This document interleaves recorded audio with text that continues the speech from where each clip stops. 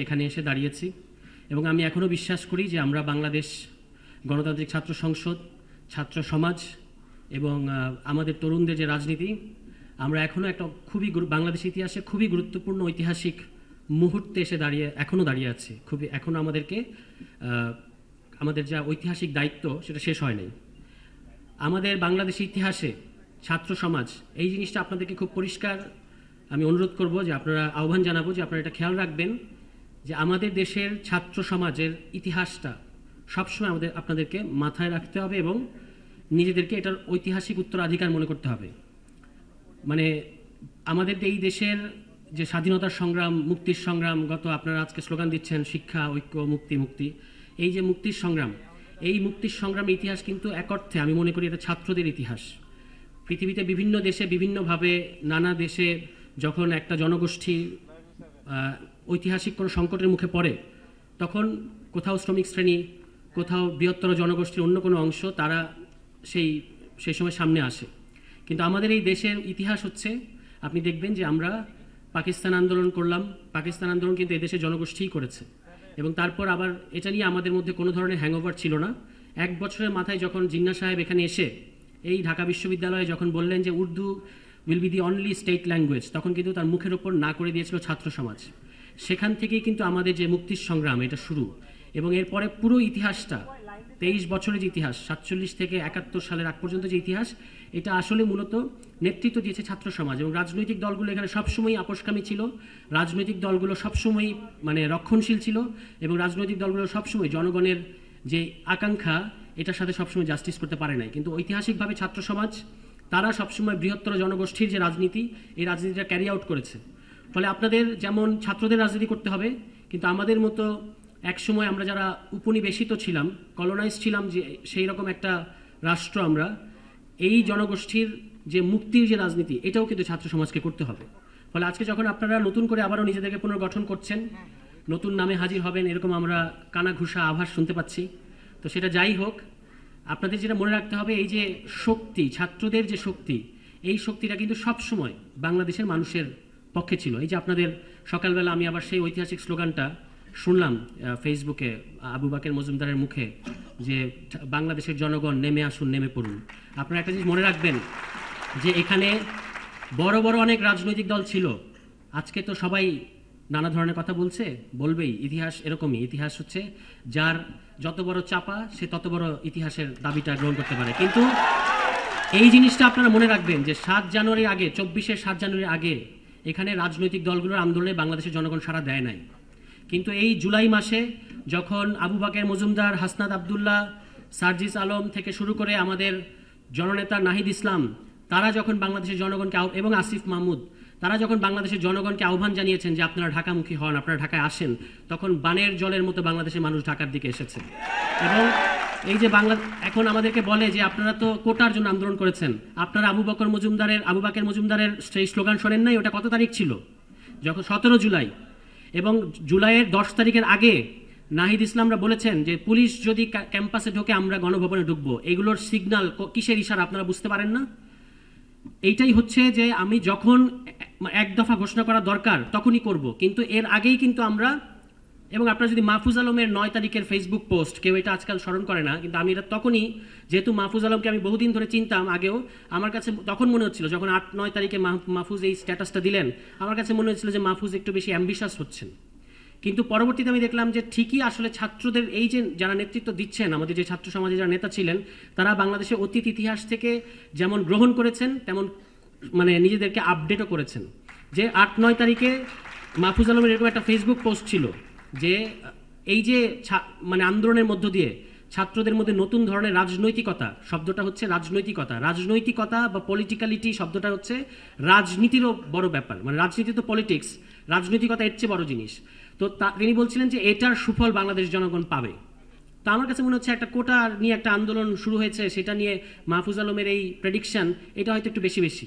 কিন্তু পরবর্তীতে যখন যতই দিন ঘনিয়ে আসলো, আমরা দেখলাম যে আমরা এটা নিয়ে গর্বিত অবশ্যই যে আমাদের যারা ছাত্রনেতা ছিলেন, আজকে মাহফুজের অবদান নিয়ে অনেকে প্রশ্ন তোলেন, কোথায় ছিলেন মাহফুজের কথা বলেন। আমরা যারা মাহফুজকে চিনি আমরা জানি তিনি কি করেছেন এই আন্দোলনে এবং তার কি ভূমিকা ছিল। তো এই মাহফুজ আলম, নাহিদ ইসলাম, আবু বাকের মজুমদার, আসিফ মাহমুদ থেকে শুরু করে আমাদের হাসনাত সার্জিস যারা ক্যাম্পাসে বলেছেন we are open to be killed, এই যে আমাদের ছাত্র সমাজ, এই ছাত্র সমাজ সবসময় বাংলাদেশের জনগণের ঐতিহাসিক যে চাওয়া পাওয়া এটা পূরণ করেছে। এবং এই কারণে আমি বারবার এই প্রশ্ন আমাদের রাজনৈতিক দলগুলোর কাছে করি যে 4 তারিখে যখন আসিফ মাহমুদ বললেন যে আপনারা ছাড়তে হবে ক্ষমতা, ঢাকায় আসো জনতা, কেন এত জনগণ, এত এরকম লাখো লাখো জনগণ কেন আসলে ঢাকামুখী হলেন, এই জিনিসটা রাজনৈতিক দলগুলোকে বুঝতে হবে। ছাত্রদের বিরুদ্ধে নানা ধরনের ফোড়ন কাটার আগে এই জিনিসটা তাদেরকে বুঝতে হবে। এবং এই রাজনীতি ছাত্ররা আসলে মানে থ্রু আউট দিস 70 ইয়ার্স, আপনি আমাদের 70 বছর ইতিহাস যদি দেখেন, বারবার ইতিহাসের বিভিন্ন কাল পর্বে এই রাজনীতিই করেছেন এবং এখনও আপনাদেরকে এই রাজনীতি করতে হবে। আপনাদেরকে যেমন ক্যাম্পাস ভিত্তিক রাজনীতি করতে হবে, আপনাদেরকে বুঝতে হবে যে এই মুহূর্তে জাতীয় রাজনীতি কোনটা এবং সেই জাতীয় রাজনীতিতে আপনি কি ভূমিকা রাখতে পারেন। ছাত্র সমাজের যেটা মানে একটা একাডেমিক পরিবেশ তৈরি করা, ক্যাম্পাসে একাডেমিক চর্চা করা, এগুলোর যেমন দরকার আছে, কিন্তু আমাদের মতো দেশে যেখানে এখনও জনগোষ্ঠীর একটা বৃহত্তর অংশ মুক্তির জন্য টকবক করছে, সেখানে কিন্তু জাতীয় রাজনীতির জন্য যেটা করা দরকার, জাতীয় রাজনীতি যেটা ডিজার্ভ করে, এই প্রশ্নে ছাত্র সমাজ নীরব থাকতে পারে না। কারণ ছাত্র সমাজ যদি নীরব থাকে, আপনারা নিশ্চিত থাকতে পারেন রাজনৈতিক দলগুলো জনগণকে বিট্রে করবে। এই জন্য আপনাদেরকে ঐতিহাসিক ভ্যানগার্ড হিসেবে, ঐতিহাসিক ওয়াচডগ হিসেবে আমাদের এই ছাত্র শক্তিকে থাকতে হবে, বা আমাদের এই যে ছাত্র সমাজকে থাকতে হবে। এবং সেটা নেতৃত্বে আমি বিশ্বাস করতে চাই, যেহেতু এখানে গণ অভ্যুত্থানে অনেক ফেস আছেন, শুধু সেটাই না, গত 7-8 বছর প্রশ্ন করেন অনেকে, অনেক রাজনৈতিক দল, তারা তো চোখ কান কোথায় রাখছেন জানি না, তারা প্রশ্ন করেন যে কি করছেন আপনারা, তো হাসিনার আমলের ক্যাম্পাসে কিছু করেন নাই বা আপনাদের তখন কোনো কিছু দেখা যায় নাই। যেদিন এখানে 7 জানুয়ারি ডামি নির্বাচন হচ্ছে, সেদিন ঢাকা বিশ্ববিদ্যালয়ের রাজু ভাস্কর্যে দাঁড়িয়ে আমাদের এই যে আজকে যারা আমরা যাদেরকে প্রমিনেন্ট যে ফেস যাদেরকে দেখতে পাই এনসিপিতে এবং আমাদের এই গণতান্ত্রিক ছাত্র সংসদের, তারা কি সেদিন ব্ল্যাকার্ড নিয়ে দাঁড়ান নাই? তারা বলেন নাই যে আমরা ডামি নির্বাচন মানি না? এগুলোর ইতিহাস এখনও ছবি আকারে আছে, নানাভাবে আছে। এবং আপনারা একটু মনে করে দেখেন, আজকে আপনারা সম্ভাব্য যে নামটা গ্রহণ করবেন বলে আমরা বুঝতে পারি, এই নামে যখন প্রথম এই ছাত্র সংগঠনটা এসেছিল, তখন রাজু ভাস্কর্যে কি কি কথা, কি কি বক্তব্য আপনারা হাজির করেছিলেন। আপনারা বলেছিলেন যে নতুন একটা রাজনৈতিক জনগোষ্ঠী চাই, আপনারা বলেছিলেন যে আমরা গণ অভ্যুত্থান চাই, আপনারা বলেছিলেন আমরা ফ্যাসিবাদ চাই না, এই কথাগুলো বলেছিলেন। ফলে আমরা এই ছাত্র সংগঠন পরে হয়েছে, কিন্তু আমাদের রাজনীতি কিন্তু অনেক আগেই শুরু হয়েছে। এবং এই রাজনীতি কিন্তু আমাদের 5 অগাস্টের আগেই শুরু হয়েছে। এটা আমি মাঝে মাঝে বলি, আমাদের এনসিপির রাজনীতিকে অনেকে জিজ্ঞেস করেন, আমি বলি যে আমাদের সংগঠনটা পরে হয়েছে, কিন্তু এই যে ফ্যাসিবাদী ব্যবস্থার বিলোপ ঘটাতে হবে, লাখো জনতার উপস্থিতিতে নাহিদ ইসলামের এই যে এক দফা, এই দিন থেকে এনসিপির রাজনীতি শুরু হয়েছে। এবং আমাদের অনেকে প্রশ্ন করেন যে আপনারা রাজনৈতিক দল করতে গেলেন কেন, প্রেশার গ্রুপ হিসেবে থাকতেন, আপনারা হচ্ছে মিনিস্ট্রিতে গেলেন কেন, আপনারা প্রেশার গ্রুপ হিসেবে থাকতেন। কিন্তু তারা যেটা খেয়াল করেন না, যে এর আগেও 90 সালে কিংবা 69-এ বিভিন্ন সময় ছাত্র সমাজ যখন মানে রক্ত দিয়ে তারা যখন ঘরে ফিরে গেছে, তারপরে কিন্তু রাজনৈতিক দলগুলো আবারও জনগণের যে আকাঙ্ক্ষা সেটাকে বিট্রে করেছে। তো সেই কারণে এবার এই ঐতিহাসিক বোঝাপড়াটা থাকার কারণেই কিন্তু এবারকার যারা ছাত্র নেতৃত্ব দিয়েছেন, তারা তাদের 5 অগাস্ট ঘটার পরেও তারা নিজেরা ঘরে ফিরে যান নাই, তারা আবারও রাজনৈতিকভাবে সংগঠিত হয়েছেন। আমি মনে করি এটা ছিল সবচেয়ে বিচক্ষণ সিদ্ধান্ত, যে আবারও রাজনৈতিকভাবে একত্রিত হওয়া, সেটা আমরা হতে পেরেছি। এবং এখনও আমাদের সামনে আমাদেরকে নানাভাবে বিতর্কিত করা, আমাদেরকে নানাভাবে মানে অপদস্থ করা কিংবা আমাদেরকে কোণঠাসা করার নানা ধরনের চেষ্টা চলবে, কারণ আপনি আসলে অনেকগুলো ফ্রন্টে যুদ্ধ শুরু করেছেন। এবং এটা হবেই যখন আপনি বলেছেন যে আপনি এই ব্যবস্থার পরিবর্তন চান, আপনি এই অগণতান্ত্রিক সংবিধান চান না, আপনি বাংলাদেশের জন্য একটা ইনসাফ কায়েম করতে চান, তখন যারা এই ব্যবস্থাটার সুবিধাভোগী তারা আপনার বিরুদ্ধে থাকবেই, এতে বিচলিত হওয়ার কিছু নাই। সবসময় বিশ্বাস করবেন যে আপনি যদি সঠিক রাজনীতির পথে থাকেন, তাহলে বাংলাদেশের জনগণ আপনার সাথে আছে। এবং আমরা বলেছি যে আমরা ওই ভারত, পাকিস্তান, চীন, রাশিয়া কিংবা আমেরিকার নির্ভর রাজনীতি করতে চাই না। এখানে রাজনৈতিক দলগুলো কিন্তু স্যাংশন নির্ভর রাজনীতি করেছিল 7 জানুয়ারির আগে, এবং সেটা সিভিয়ারলি ফেল করেছে। কিন্তু এইখান থেকে তাদের কতটুকু শিক্ষা আছে জানি না। কিন্তু ছাত্র সমাজ এখানে সবসময় জনগণের সাথে থেকে গণশক্তির যে রাজনীতি, এই রাজনীতিটা করে এসছে এবং এই রাজনীতি আপনাদেরকে সামনে করতে হবে। সর্বশেষ আমি যেটা আপনাদেরকে বলতে চাই সেটা হলো, এই 24-এর গণ অভ্যুত্থানের মধ্যে আমরা কিন্তু এখনও আছি। অনেক ধরনের ঘটনা, অনেক ধরনের উত্থান পতন, অনেক কিছু ঘটছে, কিন্তু আমাদের কর্তব্য, আমাদের যেটা করার কথা, আমাদের যেটা ডেলিভার করার কথা, এটা কিন্তু আমাদের এখনও শেষ হয় নাই। সুতরাং আপনাদেরকে সজাগ থাকতে হবে। জুলাই সনদ নিয়ে আপনারা দেখতে পেয়েছেন যে অনেক কিছু ঘটছে। আমরা আমাদের তরফ থেকে বলেছি যে আইনি ভিত্তি ছাড়া, সাংবিধানিক ভিত্তি ছাড়া আমরা জুলাই সনদে স্বাক্ষর করতে পারি না। কারণ এটা যদি আমরা আজকে করি, তাহলে বাংলাদেশের জনগণ এখানে আমাদের সামনে 3 জোটের রূপরেখা, আমাদের পেছনে 3 জোটের রূপরেখার উদাহরণ আছে যে কিভাবে রাজনৈতিক দলগুলো নিজেদের করা প্রতিশ্রুতি নিজেরা ভঙ্গ করেছে। তো শুধু যদি এটা প্রতিশ্রুতি ব্যাপার হয় তাহলে তো এই জিনিসটা আপনারা আবারও বিট্রাই করবেন এবং তখন এই ঐতিহাসিক প্রতারণার অংশ আমরা হতে পারি না।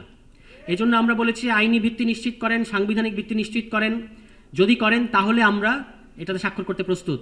আজকে একটু অবাক হলাম, আমাদের বিএনপির স্থায়ী কমিটির সদস্য সালাউদ্দিন আহমদ, আমরা তাকে তো শ্রদ্ধা করি সবসময়, তিনি বলেছেন যে একটি দল স্বাক্ষর করার সুযোগ খুঁজছে।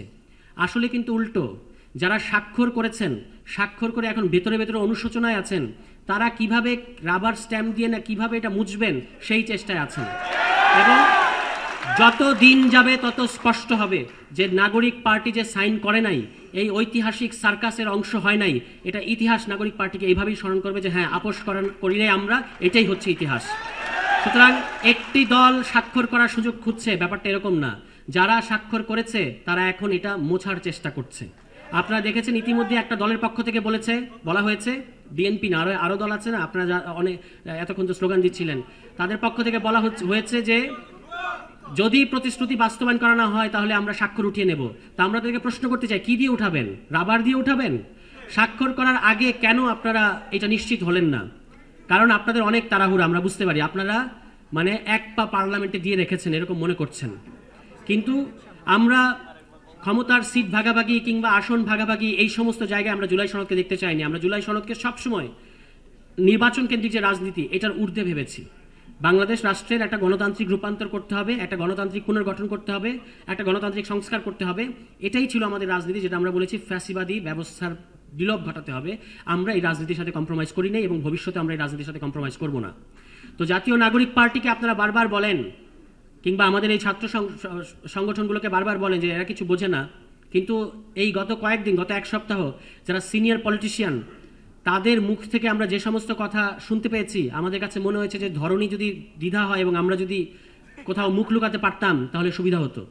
এগুলো তো সিনিয়র পলিটিশিয়ান সুলভ আচরণ না, সিনিয়র পলিটিশিয়ান সুলভ কথা না। আপনারা দেখেছেন বলা হচ্ছে কল রেকর্ড আছে, ফাঁস করে দেওয়া হবে, বলা হচ্ছে যে বাপ সন্তান এই ধরনের অশ্লীল কথাবার্তা বলা হচ্ছে।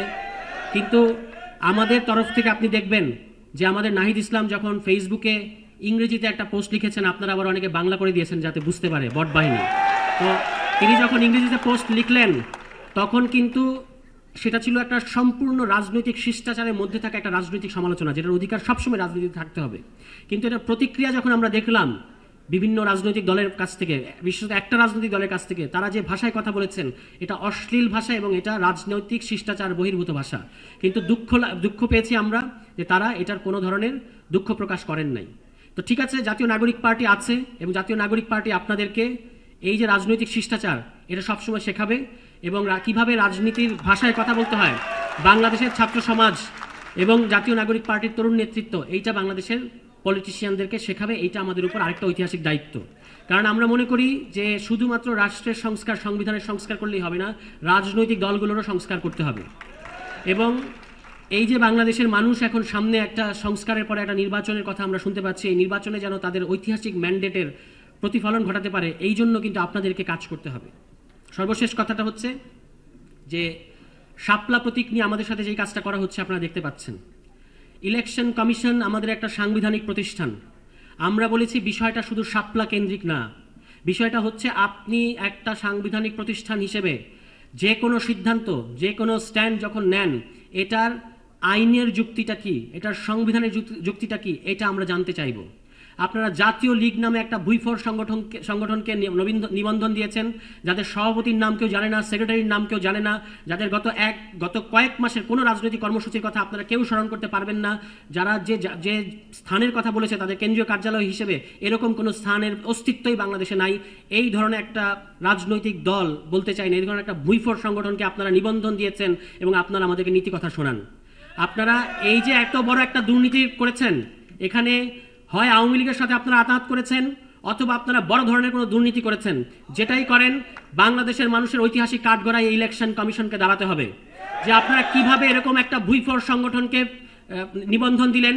অন্যদিকে জাতীয় নাগরিক পার্টির মতো এই সময়ের গ্লোরি, এই পার্টিকে আপনারা একটা প্রতীক নিয়ে ভোগাচ্ছেন। নাসির সাহেবকে আমরা বলতে চাই, সিইসি আমাদের যিনি চিফ ইলেকশন কমিশনার, আপনি একজন সাংবিধানিক প্রতিষ্ঠানের প্রধান হিসেবে আপনার যে দায়িত্ব, প্রত্যেকটা কাজ হতে হবে যুক্তি নির্ভর, প্রত্যেকটা কাজ হতে হবে আইনের উপর দাঁড়ানো। কিন্তু আমরা দেখতে পাচ্ছি আপনি এবং আপনার কমিশন নানা জায়গায় বলছেন যে আমরা ব্যাখ্যা করব না, আমরা প্রয়োজন দেখছি না, আমরা কেন ওদেরকে শাপলা দেব না এটা বলবো না। এরকম মানে স্বেচ্ছাচারী এবং স্বৈরাচারী অবস্থান, এটা হাসিনার আমলের ইলেকশন কমিশন না। সুতরাং এই গণ অভ্যুত্থানের পরে ইলেকশন কমিশন, আমরা শুরু থেকে বলেছিলাম, আপনারা খেয়াল করে দেখেন, সেদিন আমাদের নেতা নাসিরউদ্দিন পাটোয়ারি কিন্তু ইলেকশন কমিশনের বাইরে এসে একটা কথা বলেছেন যে সমস্ত কিছুর মতো ইলেকশন কমিশনকে বিভিন্ন বড় বড় রাজনৈতিক দল ভাগ করে নিয়েছে, এবং এই কথাটা সত্য। সমকাল সহ বিভিন্ন বড় বড় পত্রিকার রিপোর্ট আপনারা পাবেন যে সিইসি, ইলেকশন কমিশনার সহ বিভিন্ন পদে এখানে বিভিন্ন রাজনৈতিক দল বসিয়েছে। অথচ জাতীয় নাগরিক কমিটি, যাদেরকে আপনারা প্রায় সময় হেয় করে কথা বলেন, তারা কি বলেছিল? তারা শুরু থেকেই বলেছিল, যখন আমরা জাতীয় নাগরিক কমিটি ছিলাম, যে ইলেকশন কমিশন পুনর্গঠন করতে হবে। এটাই হচ্ছে আমাদের রাজনীতি। এবং আমরা গতকালকে আমাদের আহ্বায়কের নেতৃত্বে যে টিম প্রধান উপদেষ্টার সাথে সাক্ষাৎ করেছেন, সেখানেও আমরা বলেছি যে ইলেকশন কমিশনকে পুনর্গঠন করতে হবে। এই ইলেকশন কমিশনের অধীনে কোনো সুষ্ঠু নির্বাচন করা সম্ভব না, এবং তারা সাংবিধানিক এবং আইনি প্রতিষ্ঠান হিসেবে তাদের সমস্ত ক্রেডিবিলিটি নষ্ট করেছে। সুতরাং সুষ্ঠু নির্বাচনের স্বার্থে জাতীয় নাগরিক পার্টিকে প্রতীক দিতে হবে, এবং যদি আমাদেরকে প্রতীক কেন্দ্রিক অহেতুক কোনো জটিলতা সৃষ্টি করা হয়, তাহলে আমরা ধরে নেব ইলেকশন কমিশন সহ এই সরকার চায় জাতীয় নাগরিক কমিটি নির্বাচনের বাইরে থাকুক। যদি এই ধরনের কোনো পরিকল্পনা নাগরিক পার্টিকে বাদ দিয়ে আপনারা করেন, তাহলে বাংলাদেশের জনগণ আপনাদেরকে ছাড় দেবে না, ঐতিহাসিকভাবে আপনাদেরকে কাঠ গড়ায় দাঁড়াতে হবে। এই বলে আমি আমার বক্তব্য শেষ করছি, এবং আপনাদের সামনের পথ চলা, বিশেষত আমাদের যারা বিভিন্ন জেলা থেকে এসেছেন, তাদের প্রতি আমার আহ্বান থাকবে যে জেলায় আপনারা যতটা সম্ভব অ্যাকোমোডেটিভ থাকবেন, সবাইকে নিয়ে বিভিন্ন ধরনের যারা আপনারা আছেন তাদেরকে একসাথে করে রাজনীতি করবেন। এবং একটা জিনিস মনে রাখবেন যে যারা ছাত্র রাজনীতির সিল যাদের গায়ের মধ্যে লাগে, জাতীয় রাজনীতিতে তারা পার্মানেন্ট হয়। সুতরাং আপনারা মন দিয়ে ছাত্র রাজনীতি করবেন এবং এখান থেকে জাতীয় রাজনীতি উঠে আসবেন। ইনশাল্লাহ আশা করি বাংলাদেশের জনগণ আপনাদেরকে মাথার মুকুট বানিয়ে রাখবে। সবাই ভালো থাকবেন। আসসালামু আলাইকুম।